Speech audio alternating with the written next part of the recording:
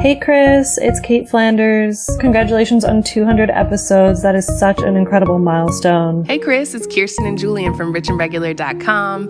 Happy 200th. We're so excited for you. Hey Chris, it's Jamila of the Journey to Launch podcast. Congrats on your 200th episode.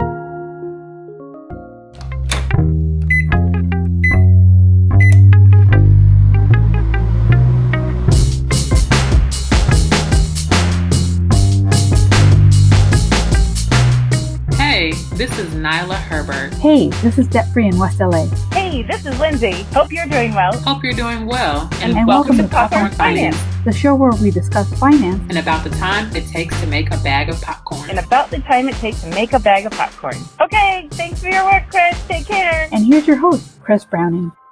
This has to be by far my favorite intro of any show I've ever done. This is better than anything I could have put together on my own. So thank you so much to Debt Free in West LA, Nyla, and Lindsay for helping me put this intro together.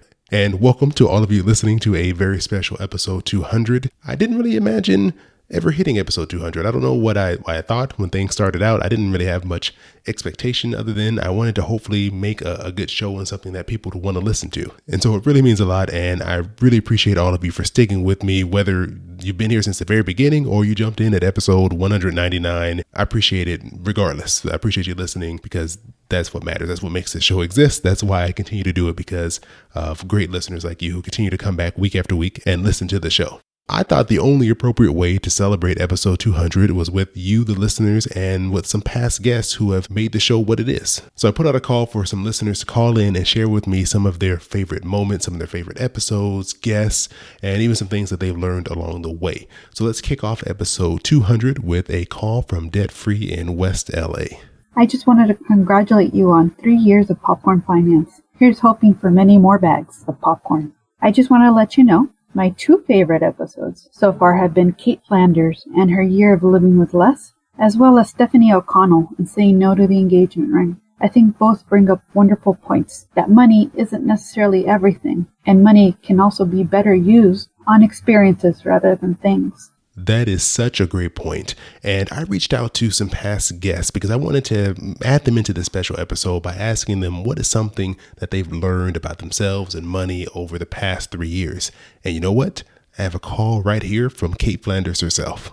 If there is one thing I have learned about myself and money in the past 3 years, it would be that nothing I have is worth anything if I'm not sharing it.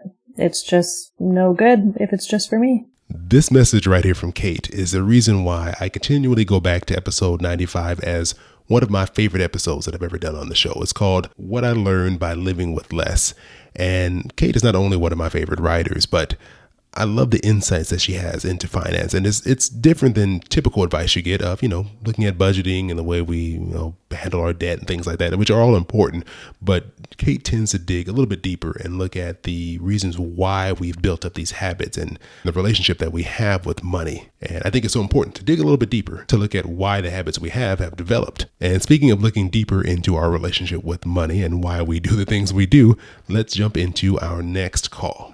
Hey Chris, this is Rachel from Baltimore. For my favorite guest on Popcorn Finance would have to be Erin Lowry from Broke Millennial. She was on episode 33. I love her book and I love how incredibly practical her money tips are. She also touches on how your upbringing and your family's view of money affects your own relationship with your finances, and that was very helpful in just sort of seeing the big picture of why sometimes we do the things we do with money. Rachel, thanks for calling in. And Erin has been a great guest on the podcast. I want to say she's one of my favorites, but I feel like I say that about everybody, but I really do mean that. Erin has been one of my favorite guests to have on the show. Like Rachel mentioned, she was on episode 33, but she was also on episode 110, where we talked about investing versus paying down debt. And Rachel, one of the things you mentioned in your call was how Erin talked about how your upbringing can affect how you build your relationship with money. And I love that because it is so true.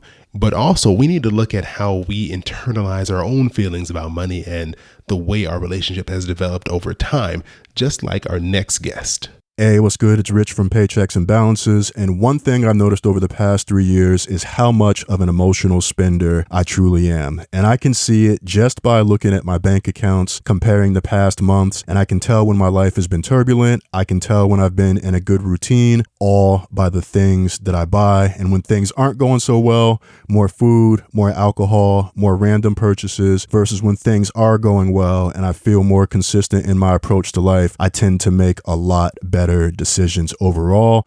So beyond checking in with my therapist, I'm also checking in with my bank accounts to make sure that I'm staying on track with goals, my values, and spending a lot less on emotional distractions. Sometimes I really do think that Rich is my bald brother from another mother because we agree on so many different things. And this is one of those topics here. And if you haven't heard Rich before, he was on episode 117, Advancing Your Career and Paying Off Your Debt. Because along with being a great podcaster, Rich is a master recruiter. And so in that episode, he shares how he moved up in his career and also made more money along the way.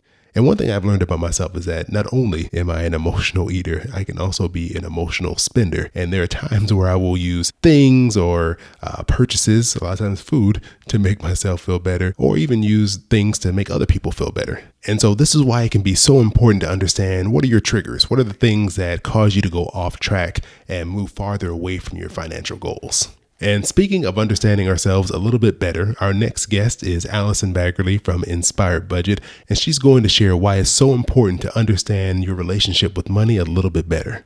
Over the past 3 years, I've definitely learned that personal finances are just that. They are personal, which means that although there might be someone out there that tells me what they think I should do with my money, I need to be the expert in my finances so that way I can know exactly what it is I need to do to reach my money goals. Allison is 100% right. Personal finance is extremely personal. Yes, there are some things that we can all learn and know that is pretty universal across the board for most people, but we all live different lives and have very unique experiences that shape our situation and inform the way that money works within our own household. So that's why it's so important to look at your own situation and use that to inform the decisions that you make. Because there are so many people that'll come up to you with advice on how you should spend your money without really even understanding your situation at all.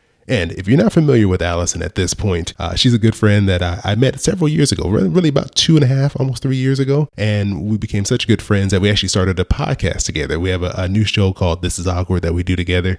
And Allison has also been on Popcorn Finance many times, maybe the most of any guest I've ever had on the show. So to pick one episode, if you want to check one out, the one we did most recently was episode 168, titled How to Get Your Spouse on Board with Budgeting. And speaking of getting your spouse on board and working together on a big financial goal, our next guest talks about how working with her spouse made a huge difference in their finances. Hey guys, Jen from Modern Frugality and the Frugal Friends podcast here.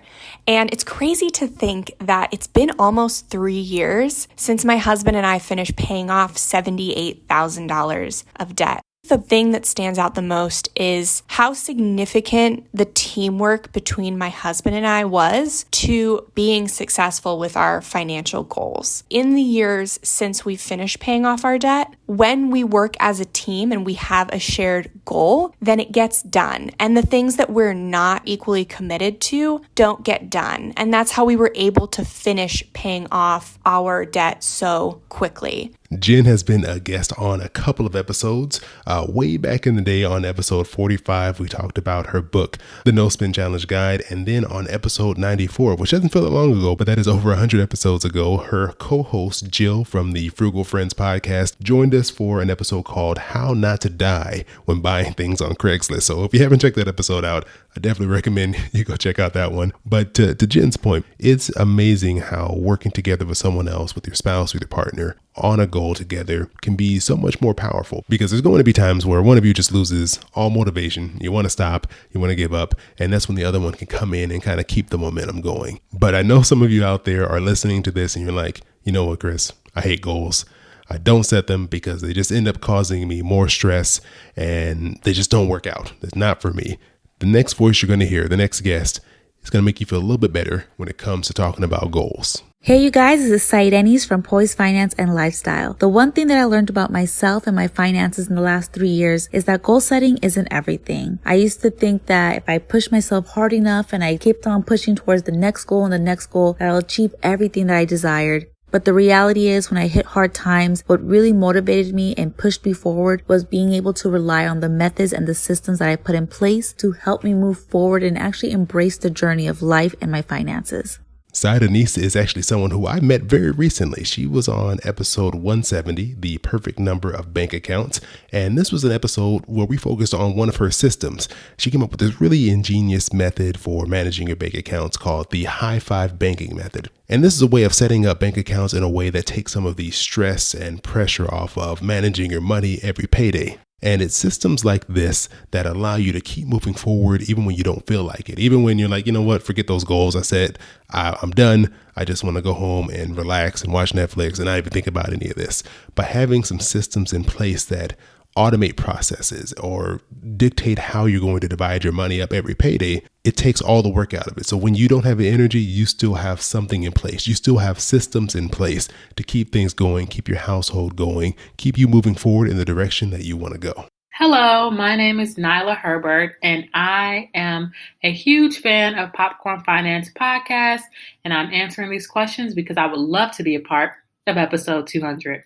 My favorite guest would have to be Jamila Souffrant, and the episode that I listened to was about side hustles, and I've learned so much because I have a few side hustles now, and I just would love to just continue to learn about how I can make it better, and that episode really helped a lot. Nyla, thanks for calling in, and I really appreciate that feedback because as you'll hear in the next call from Jamila, she's all about not only helping people grow and earn more money and make a better future for themselves, but also being a real example by making sure that she's being successful and moving forward and growing her income in her business. I would say that I learned about money through my relationship over the past 3 years from starting Journey to Launch is that I want to make a lot of money.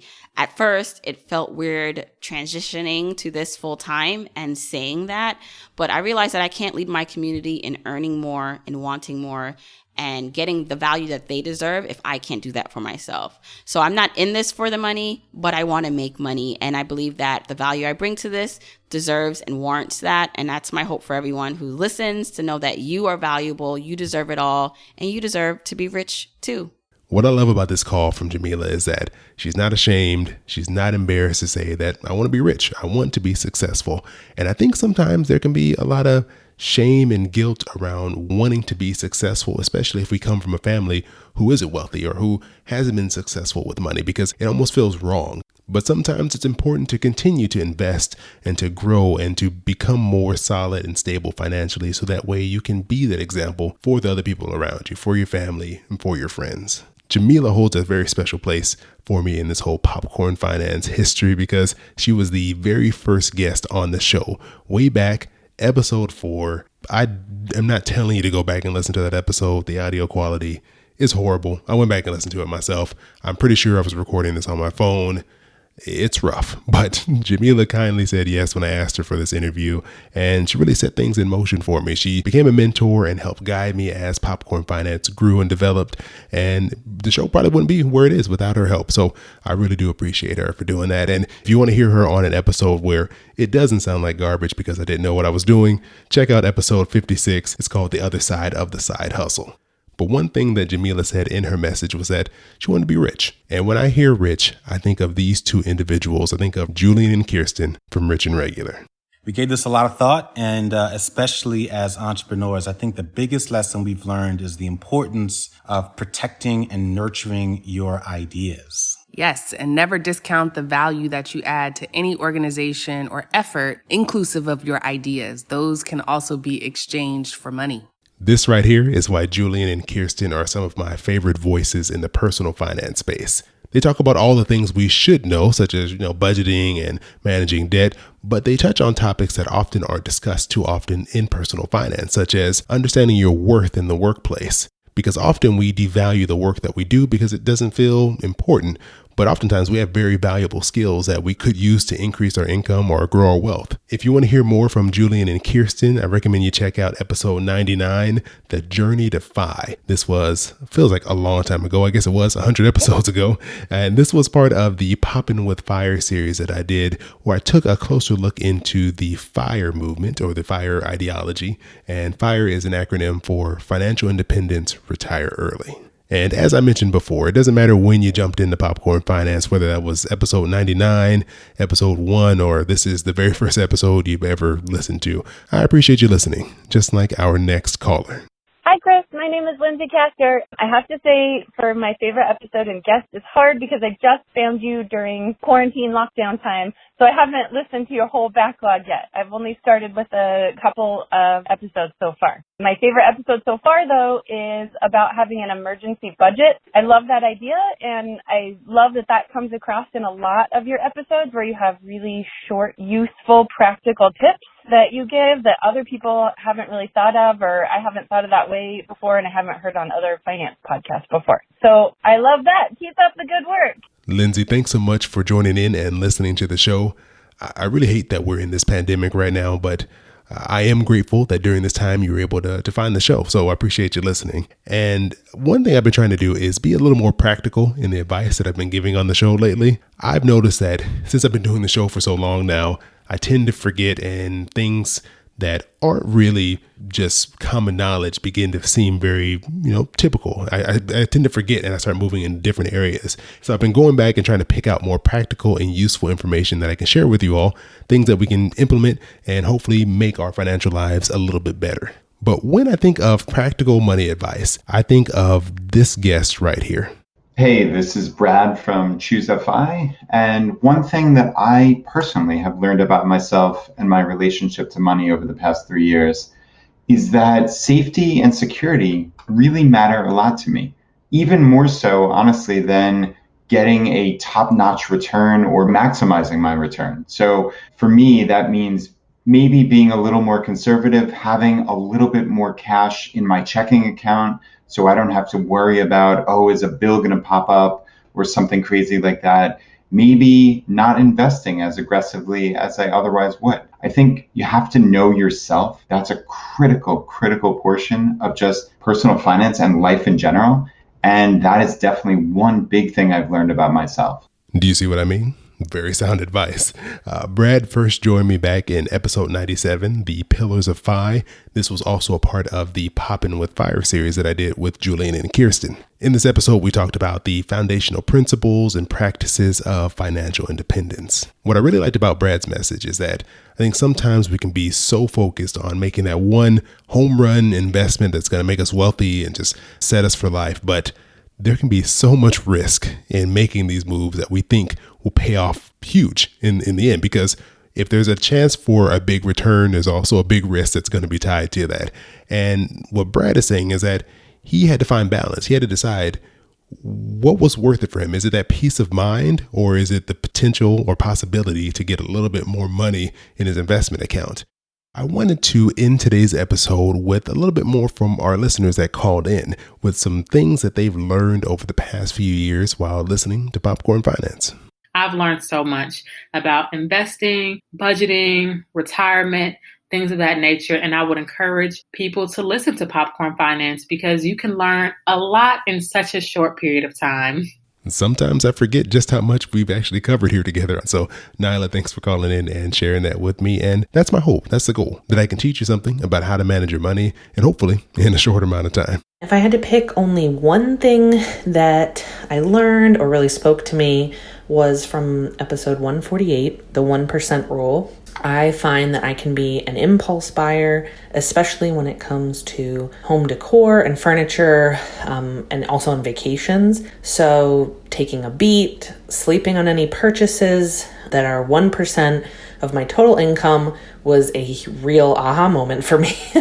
So with that, thanks, Chris. I love the show, love how accessible it is, and the vast amount of topics you've done over the past few years. I recommend it to everyone I know who ever wants to learn more about their money. So congrats on 200 episodes. Rachel, thanks so much for sharing that and for the really kind words. And Rachel was referring to episode 148. That was Stop Overspending with the 1% Rule with Glenn James from My Millennial Money. And it was so cool to hear that some topic that we discussed on that episode made something click for you. And that's all I can hope for when I do these episodes, that there's something meaningful that you all can take from each episode. On top of that, the fact that you mentioned that you share these episodes around with people you know, that means a lot. That is pretty much the highest compliment that I could ever receive. The fact that you all would listen to this show and think it's good enough or interesting enough or educational enough to share around with the people you know, because that is one of the best feelings when I get tagged online and I see that one of you have shared an episode or a screenshot of you listening around online,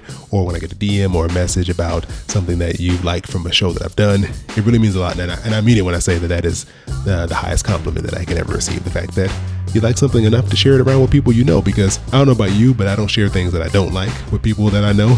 I mean, at least people I like, I'm not going to send them something that I don't like. So it means a lot that you would share these episodes around. So that brings us to the end of episode 200. I've thrown in a few extra bags of popcorn for you all. I figured episode 200, I can get away with a longer episode and you wouldn't mind too much. But I just want to say a big thank you to the listeners that called in. Debt Free in West LA, Lindsay, Rachel, and Nyla. I really appreciate you taking time to be a part of today's episode. And also I have to acknowledge the past guests who sent in messages for today's episode. So thank you to Allison from Inspired Budget, Brad from Choose FI, Cait Flanders, the author of my favorite personal finance book, The Year of Less, Jamila from Journey to Launch, Jen from Modern Frugality, Julian and Kirsten from Rich and Regular, Rich, the host of Paychecks and Balances, and Sahirenys from Poise Finance Lifestyle. Thanks to all of you for joining me here for 200 bags of popcorn. I can't say it enough. I appreciate your support and you listening to me each and every week. I hope you have an amazing rest of your week, and I'll talk to you soon.